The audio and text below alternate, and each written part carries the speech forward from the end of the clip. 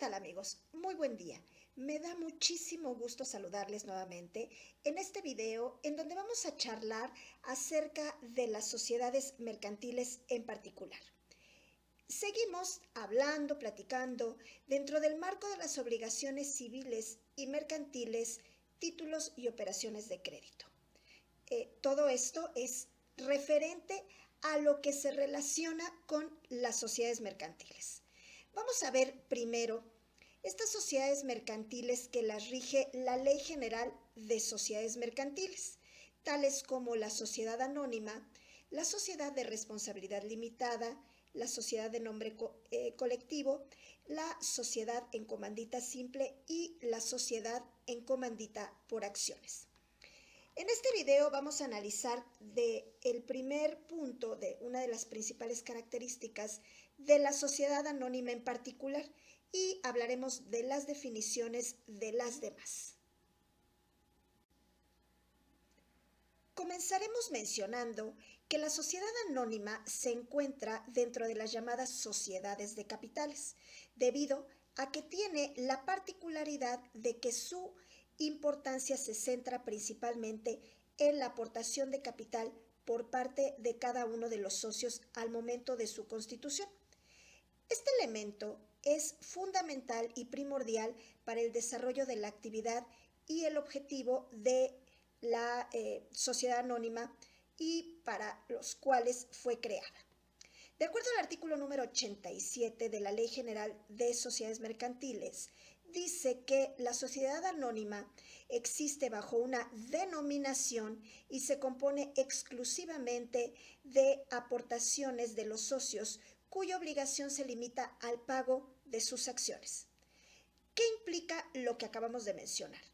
Pues una protección para los socios, ya que dado el caso en que la sociedad caiga en quiebra, estos, o sea, los socios, no podrán ser demandados de manera personal por el pago de alguna deuda o de algún compromiso que tuviera su sociedad anónima y de este modo su patrimonio quedará protegido. ¿Qué libros voy a recomendar para toda esta sesión? Principalmente para esto primero que hace referencia a las sociedades anónimas, a las sociedades de responsabilidad limitada, de nombre colectivo, comandita simple y por acciones. Primero, pues la Ley General de Títulos y Operaciones de Crédito, así como el libro del maestro Quevedo y el libro del autor García Rendón, así como el libro de Dávalos. Están todos muy completos para esta actividad. Ahora, vamos a comenzar hablando de que la sociedad anónima, pues primero tiene una denominación conforme a la ley y esta denominación debe ser un sustantivo. La denominación social puede formarse libremente sin tener necesariamente que mencionar el giro o la especie de la actividad que está desarrollando. Basta con que sea distinta a cualquier otra para poderse diferenciar de todas las demás. La denominación social deberá ir siempre seguida de las palabras sociedad anónima o de la abreviatura SA. Esto se menciona en el artículo número 87 y 88 de la Ley General de Sociedades Mercantiles. Pero si esto se incumple, realmente la ley no prevé sanción alguna.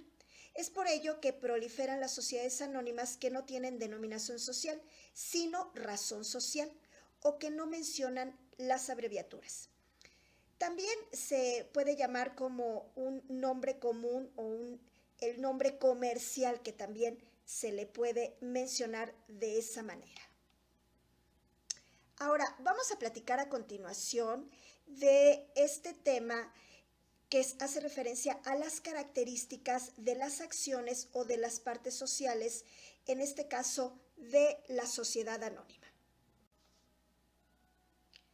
Pues como lo mencioné, las aportaciones de los socios pues se integran en un capital social, ¿sí?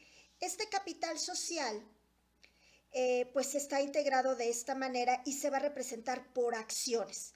El capital social de una sociedad anónima es un concepto contable 100%, porque forma parte del patrimonio, pero hay que aclarar que no es un bien en sí mismo.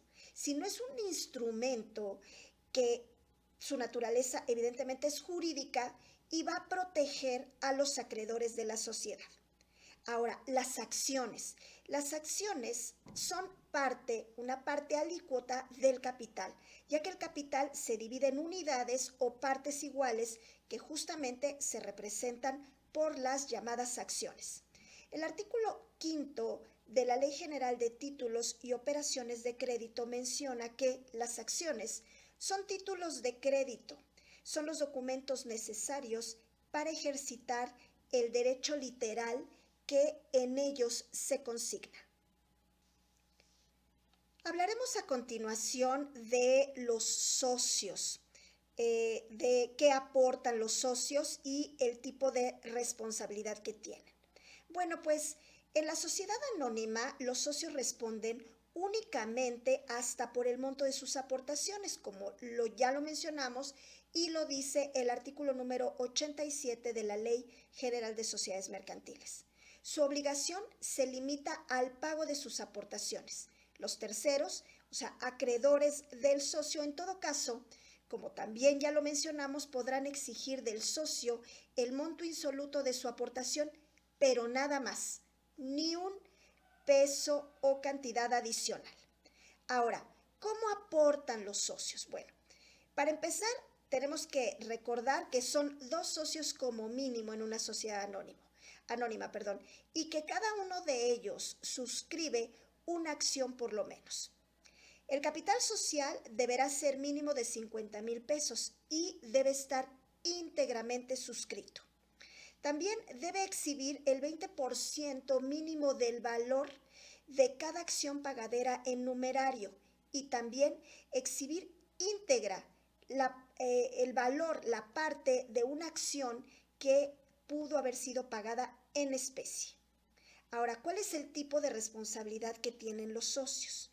En la sociedad anónima, los socios responden únicamente hasta por el monto de sus aportaciones, como dice el artículo 87, nuevamente lo mencionamos, de la Ley General de Sociedades Mercantiles, que menciona su obligación, o sea, la obligación de los socios se limita al pago de sus aportaciones.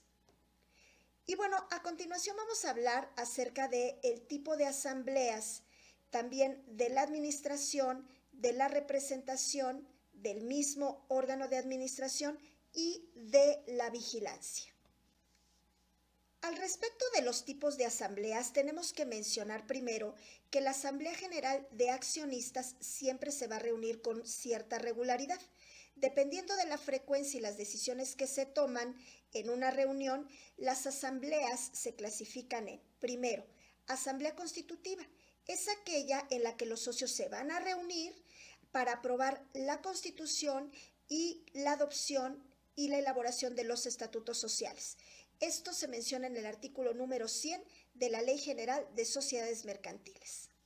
Tenemos la asamblea ordinaria, que ésta se tiene que reunir por lo menos una vez al año durante los primeros 4 meses posteriores a la clausura del ejercicio social. Esto se menciona en el artículo número 179 al 181 de la Ley General de Sociedades Mercantiles. Tenemos también la asamblea extraordinaria. Esta la van a realizar en cualquier momento para tomar diversas decisiones. Y por último, tenemos otro tipo de asamblea que es la asamblea especial.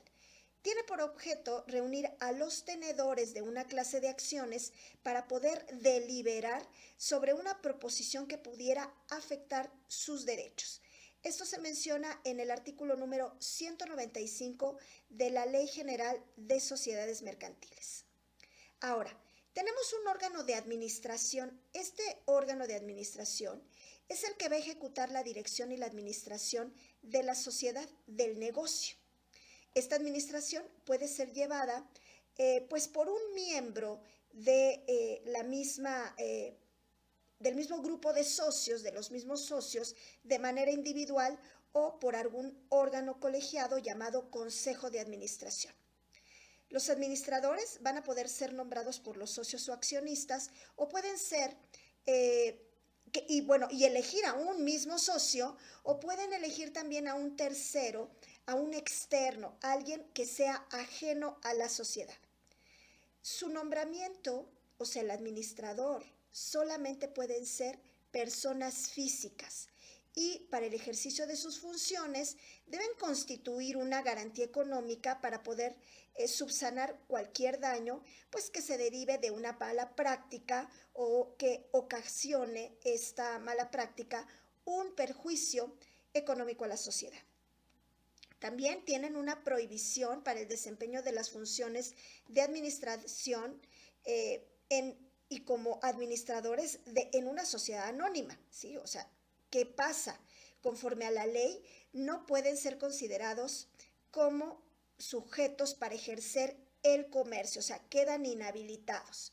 Esto se menciona en la Ley General de Sociedades Mercantiles en el artículo 142, 143, 147 y 152 que se enfatiza este tema. Ahora, tenemos otro órgano que es el órgano de vigilancia. ¿Cómo se configura? Bueno, pues es necesario tener a alguien que esté checando qué hace la administración de la sociedad, ¿sí? ¿Para qué? Para gestionar todas las operaciones y toda la toma de decisiones que hace el administrador, si es un sujeto solamente, o el consejo de administración.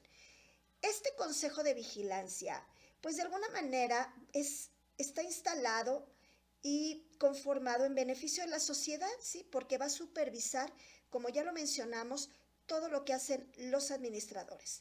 Todo esto de conformidad con el artículo 164 de la Ley General de Sociedades Mercantiles, que establece la existencia de un órgano de carácter obligatorio para las sociedades anónimas que va a estar a cargo de uno o varios comisarios temporales y revocables, o sea que sí son revocables, que pueden ser socios, como también ya lo comenté, o personas extrañas a la sociedad.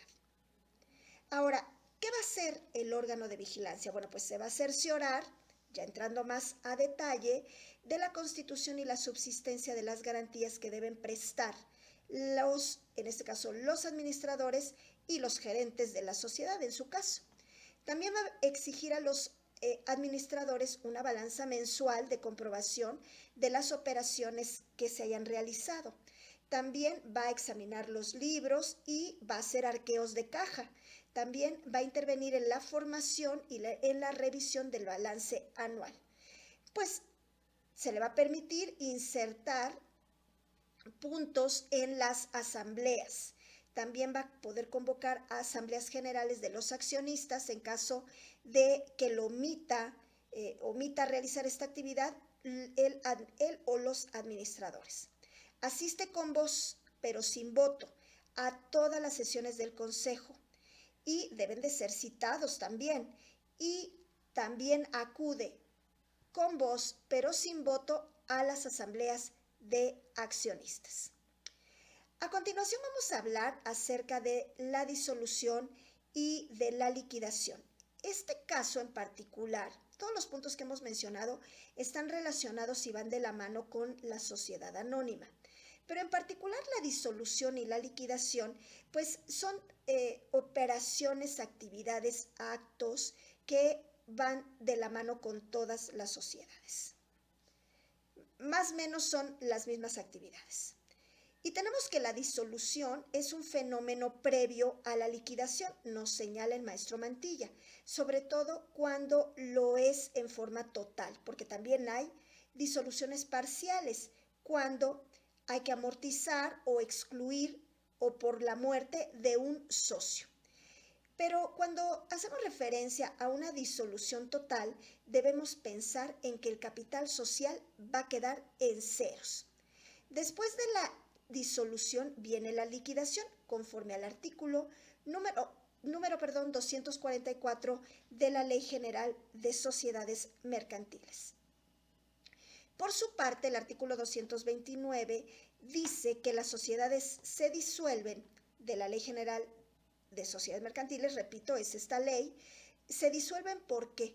Por expiración del término fijado en el contrato social, por imposibilidad de continuar, por acuerdo de los socios, ya no desean seguir, por el número de accionistas si llega a ser menor a 2, por la pérdida de 2/3 del capital social o por alguna resolución judicial. Ahora, ¿qué hay con la liquidación? Bueno, acudir al artículo número 234 y 235. Esa es una recomendación. Y tenemos que tener presente que la liquidación constituye la fase final del estado de disolución. La liquidación tiene por objeto concluir con todas las operaciones sociales pertinentes. ¿De qué? En este caso, de la sociedad anónima.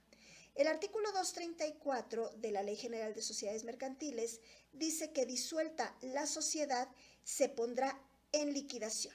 Y la liquidación va a estar a cargo de los liquidadores, quienes serán representantes legales de la sociedad y responderán por los actos que ejerciten o que ejecuten excediéndose de los límites de su encargo si fuera el caso.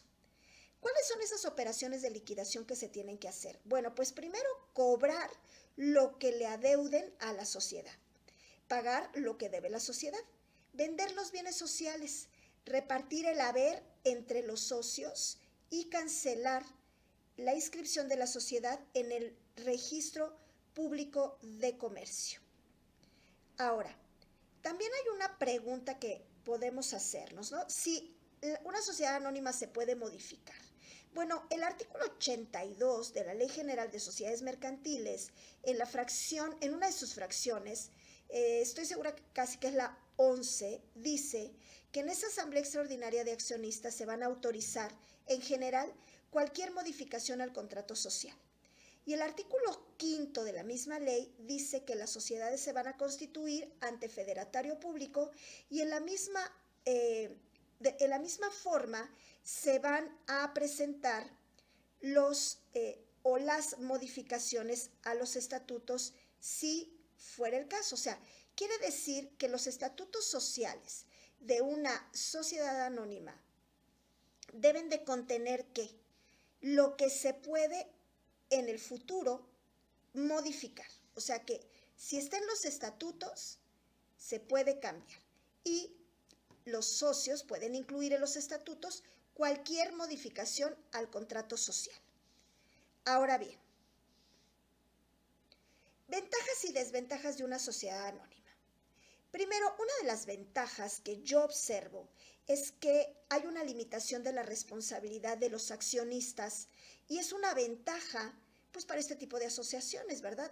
La razón es que garantiza la seguridad del patrimonio personal de los integrantes de la sociedad anónima. ¿Y esto qué pasa? Es una ventaja, sí, para los socios, por supuesto, pero de igual manera, si lo vemos como un espejo, es también una desventaja para los socios, perdón, para los acreedores, no los socios, disculpen, para los acreedores. ¿Por qué? Porque no pueden exigir que el patrimonio de los integrantes de la sociedad anónima sea utilizado para solventar deudas de la sociedad. Luego entonces que para los socios es una ventaja, para los acreedores no lo es tanto. También tenemos que, como ventaja, que las acciones son negociables. Esto quiere decir que pueden ser vendidas y compradas por el público inversionista.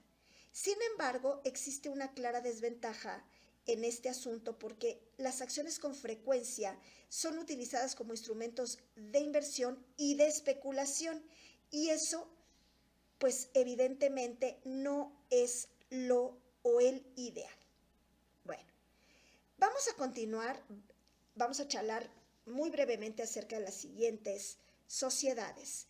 Y podemos decir que la sociedad de responsabilidad limitada es la que se constituye entre socios que solamente están obligados al pago de sus aportaciones, sin que tales partes sociales puedan ser representadas por títulos negociables a la orden o al portador, pues solo serán cedibles en los casos y con los requisitos que marca la ley. Este es un cambio, ¿verdad? Sí, por supuesto. También a la denominación o razón social seguirán las palabras sociedad de responsabilidad limitada. El riesgo que representa la persona extraña a la sociedad, pues en cuanto a hacer figurar su nombre personal en la razón social, pues ¿qué significa? Que va a responder hasta por el monto de sus aportaciones conforme lo menciona el artículo número 60 de la misma ley. Ahora, si hablamos de una sociedad de nombre colectivo, pues esta está regulada también por la Ley General de Sociedades Mercantiles del artículo 25 al 50, y es aquella que existe bajo una razón social y en la que todos los socios responden de manera solidaria e ilimitadamente de sus compromisos sociales. ¿Esto qué significa? Subsidiaria. Toda deuda debe ser cumplida, o sea que cualquier deuda la tienen que cubrir. Ilimitada. Determinarse el capital social, se responderá con el patrimonio de cada socio. Ups. Y solidaria. Todos los socios responden por la deuda social. La sociedad de nombre colectivo cuenta con un capital social, representado por partes sociales también, y no por acciones. Vamos a definir a continuación a la sociedad en comandita simple y por acciones. Las sociedades en comandita son aquellas que existen bajo una razón social y están compuestas de uno o varios socios que responden de manera solidaria, subsidiaria e ilimitadamente de sus obligaciones sociales. Y también de uno o varios socios comanditarios que únicamente responden hasta por el valor de sus aportaciones. La diferencia entre la simple y la comandita por acciones es que en la comandita por acciones el capital social no establece mínimo y es representado por acciones. Ahora, ¿qué nos resta hacer también? Pues habrá que definir a unas sociedades anónimas que no están enteramente legisladas por la Ley General de Sociedades Mercantiles. Estas que vamos a mencionar a continuación son sociedades que se rigen bajo otro régimen que puede ser, por ejemplo, el de la Ley de Sociedades Cooperativas y la Ley del Mercado de Valores. Entonces, hablaremos primero de la sociedad cooperativa. Esta es una forma de organización social integrada por personas físicas, mínimo 5, con base en intereses comunes y en los principios de solidaridad, de esfuerzo y ayuda mutua, con el propósito de satisfacer necesidades personales, individuales y colectivas a través de que realicen actividades económicas, de producción, de distribución o de consumo de bienes y servicios. Esta, lo dije, tiene su propia ley, la Ley General de Sociedades Cooperativas. Y a continuación tenemos a la SAPI, a la SAPIBI y la SAP. Las tres las regula la Ley del Mercado de Valores, ¿sí? Estas habrá que definirlas conforme a la ley para poder realizar todo el ejercicio completo al respecto de sus características, de sus socios, de las aportaciones, de los órganos de administración, de vigilancia, etc. Y mencionaremos a cada una. Por ejemplo, la SAPI, pues la legisla la Ley del Mercado de Valores en su artículo número 12, pero tenemos que saber también que con el propósito de fomentar la inversión y la competitividad de las empresas en México, se lanza en el año 2005 la nueva Ley del Mercado de Valores. ¿Sí? Esta nueva ley contempla un nuevo tipo de sociedad que es la SAPI, la Sociedad Anónima Promotora de Inversión, y que pues el objetivo es promover la inversión de las empresas en México y de estas sociedades anónimas que cuentan con mecanismos flexibles para atraer nuevos inversionistas. Tenemos también a la SAPIB, que es una sociedad anónima promotora de inversión bursátil que tiene una duración temporal. Su objetivo es convertirse en una sociedad anónima bursátil y tiene la intención de, a través de su constitución, que las empresas puedan allegarse de capital en el mercado de valores y puedan adquirir experiencia para trascender a la sociedad anónima bursátil, como ya lo mencioné, y participar en este mismo mercado. Y por último tenemos a la SAB, que es la Sociedad Anónima Bursátil. Ya sus acciones esta entidad son representativas del capital social o títulos de crédito que representen dichas acciones, y estas acciones ya se tienen que encontrar inscritas en el Registro Nacional de Valores. Esta SAV es una forma de sociedad que permite colocar instrumentos en acciones o títulos de deuda en el mercado de valores y así obtener liquidez de forma inmediata para lograr los objetivos del negocio. Y bueno, más información la pueden obtener en la ley del mercado de valores. Y tienen una columna allí que les sobra, que en mi opinión no van las SAS, porque las SAS sí las regula la Ley General de Sociedades Mercantiles. Si quieren, podrían elegir otra como un fondo de inversión, por ejemplo, ¿no? Que la regula la Ley de Fondos de Inversión. Ahora, ¿qué se tiene que hacer a continuación? Bueno, pues se tiene que elegir un tipo de sociedad para un caso propuesto. Para el caso que les propongan, pues en cualquier tipo de tarea de este tipo, en cualquier universidad, es muy importante primero analizar el caso muy bien y verificar qué es lo que más le conviene al cliente en este caso para hacer su traje a la medida. Porque no todo puede ser con alguna sociedad que a nosotros, por ejemplo, pensemos que de entrada le puede convenir, sino ver más allá de las palabras del cliente y entender si tiene una aversión al riesgo, si no quiere arriesgar su patrimonio personal, si quiere asociarse con quién, si está dispuesto a tener una responsabilidad ilimitada o solamente está dispuesto a tener una responsabilidad limitada o solamente se quiere asociar con amigos, con familiares o con cualquier inversionista.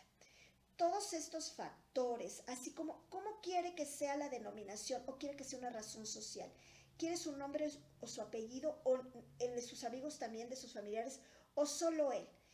Todos estos factores son los que hay que tomar en cuenta para poder dar la mejor alternativa a la persona que desee constituir una sociedad mercantil. Y bueno, como siempre, ha sido un gusto saludarlos, estar con ustedes, poder charlar de este tema y los invito nuevamente a que se suscriban a nuestro canal, que activen la campanita para que les notifiquemos cada vez que subamos un nuevo material, que le den like y compartan, por favor. Y bueno, pues nos vemos en el próximo video. Hasta pronto.